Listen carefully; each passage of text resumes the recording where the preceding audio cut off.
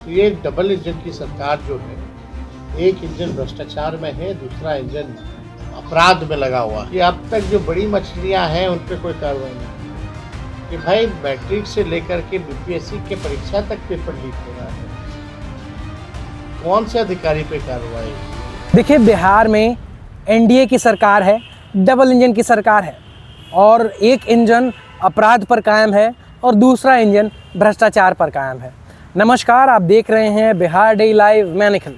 देखिए, अनंत सिंह गोली कांड के बाद नेता प्रतिपक्ष तेजस्वी यादव अपने बयानों को लेकर एक्टिवेट नज़र आ रहे हैं। अभी सिवान में किस तरीके से डबल इंजन की सरकार पर तंजे कसते हुए नज़र आ रहे हैं, उनकी बयानों को पहले आप सुनिए।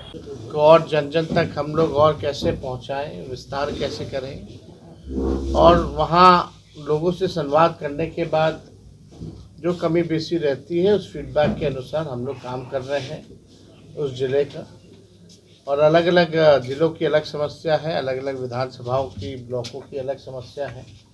तो एक बार जब पंचायत लेवल की जब हमारे वर्कर जब मुलाकात होती है, संवाद होता है, तो लोकल इश्यूज जो होते हैं उससे भी वो लोग जो है हम लोगों को अवगत कराने का काम करते हैं। तो ये कार्यक्रम के तहत हम लोग आज सिवान पहुँचे हैं और आप लोग सब लोग जान रहे हैं कि मौजूदा जो सरकार जो एनडीए की है, नीतीश कुमार जी 20 साल से बिहार के मुख्यमंत्री हैं, 11 साल से नरेंद्र मोदी जी देश के प्रधानमंत्री हैं।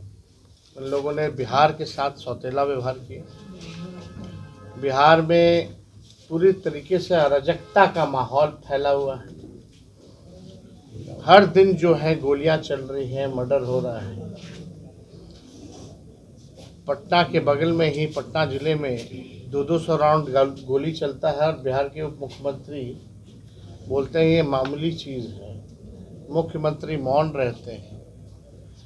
यहाँ लॉ एंड ऑर्डर का क्रिमिनल डिसऑर्डर हो चुका है पूरी तरीके से बिहार में। लगातार आपराधिक घटनाएं जो हैं बढ़ रही हैं। भ्रष्टाचार के मामले जो है वो सामने आ रहे हैं। तो ये डबल इंजन की सरकार जो है, एक इंजन भ्रष्टाचार में है, दूसरा इंजन अपराध में लगा हुआ है।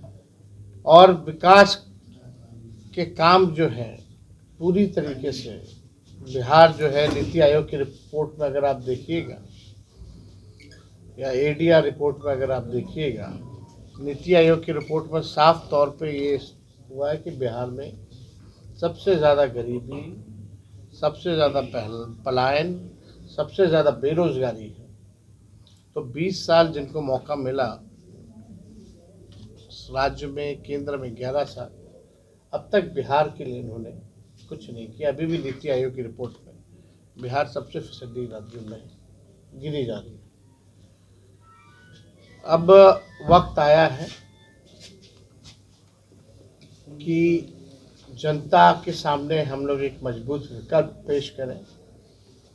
और हम लोग जो घूम रहे हैं, तो घूमने का जो फीडबैक के अनुसार इसलिए हम लोगों ने तय किया है कि अगर हम लोगों की सरकार बनती है तो माई बहन मान योजना हम लोग लाएंगे। सरकार बनने के 1 महीने के भीतर हम लोग इस योजना को लागू करेंगे और माताएं बहनों के खाते में डायरेक्ट 2500 रुपये हम लोग देने का काम करेंगे।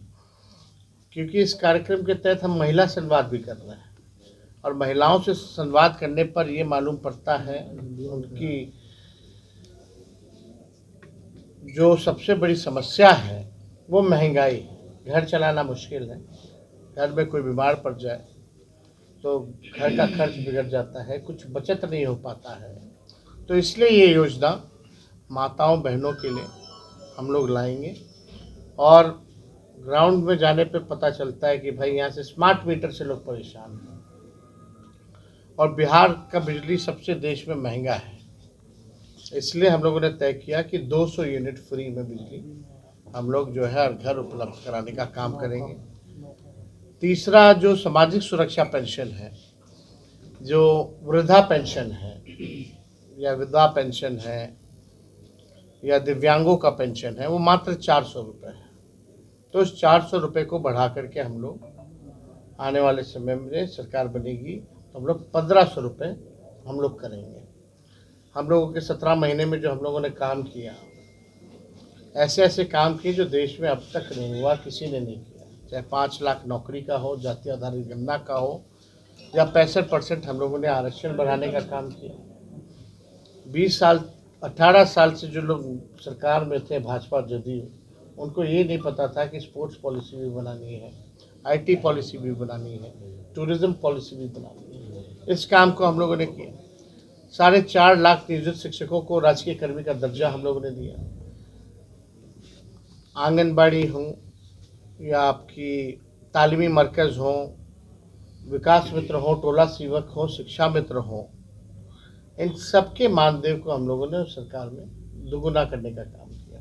और सबसे महत्वपूर्ण बात, विज्ञापन हुआ नौकरी का, लोगों ने परीक्षा दिया, लोगों का रिजल्ट आया। रिजल्ट आने के बाद 3 महीने के भीतर जो है हाथों में नियुक्ति पत्र मिल गए विदाउट एनी पेपर लीक। आज की मौजूदा सरकार देख लीजिए, हम लोग जब सरकार में थे तो कोई पेपर लीक नहीं था, लेकिन हम लोगों से पहले जब भी ये रहे सरकार में, चाहे मैट्रिक का परीक्षा हो या BPSC का परीक्षा हो, बिना पेपर लीक हुए कोई काम जो है अब तक नहीं हुआ। और उससे बड़ी बात कि अब तक जो बड़ी मछलियां हैं उन पे कोई कार्रवाई नहीं की गई कि भाई मैट्रिक से लेकर के BPSC के परीक्षा तक पेपर लीक हो रहा है। कौन से अधिकारी पे कार्रवाई हुई, कौन से आप जो इसमें जो माफिया लोग हैं मिले हुए हैं, उन पे क्या कार्रवाई हुई, आप ज़रा बताने का काम करें। तो कहीं भी ये सरकार में सुनवाई कार्रवाई नहीं हो रही। मुख्यमंत्री यात्रा पे हैं, आप लोगों ने बहुत करीब से उनको देखा होगा, उनकी यात्रा को। कोई जनता से संवाद नहीं है, घेर दिया जाता है। जो अधिकारी दिखाना चाहते हैं वही देखते, जो जनता दिखाना चाहती है वो नहीं देखते। यानी असली रियलिटी जो है वो नहीं दिखा रहे। और इस यात्रा पे कितना खर्च हो रहा है? 2 अरब 25 करोड़ 78 लाख रुपए। आप कहते हो बिहार गरीब है, तो 2 अरब 25 करोड़ 78 लाख कहाँ खर्च हो रहा है? ये पूरी तरीके से आई वॉश किया जा रहा है। अधिकारियों का लूट का छूट का यात्रा है।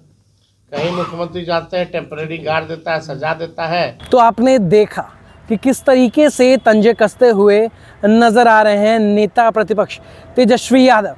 स्पष्ट रूप से उनका ये कहना है कि बिहार में जिस तरीके से आपराधिक घटनाओं का मामला सामने आ रहा है, ये स्पष्ट जाहिर होता है कि डबल इंजन की सरकार जो है, एक चरण उनका अपराध पर है और दूसरा चरण भ्रष्टाचार पर है। यानी बिहार में इन दिनों काफ़ी आपराधिक घटनाओं का मामला देखने को मिल रहा है।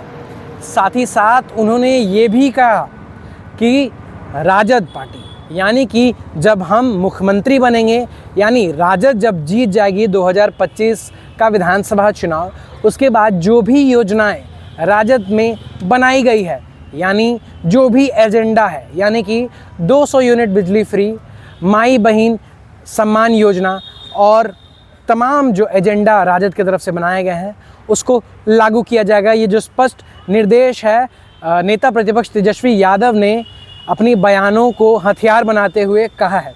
अभी देखना काफ़ी दिलचस्प रहेगा कि जनता इसको किस तरीके से देखती है, क्योंकि एक तरफ उन्होंने अपराध की बात कही, एक तरफ डबल इंजन यानी कि सुशासन को कुशासन की जो है बात कही, और दूसरी तरफ अपनी योजनाओं से फिर से जनता को अवगत कराया। अभी हम आप पर छोड़ते हैं और आपकी क्या प्रतिक्रिया है कमेंट में ज़रूर साझा करें। तब तक के लिए देखते रहिए बिहार डे लाइव। धन्यवाद।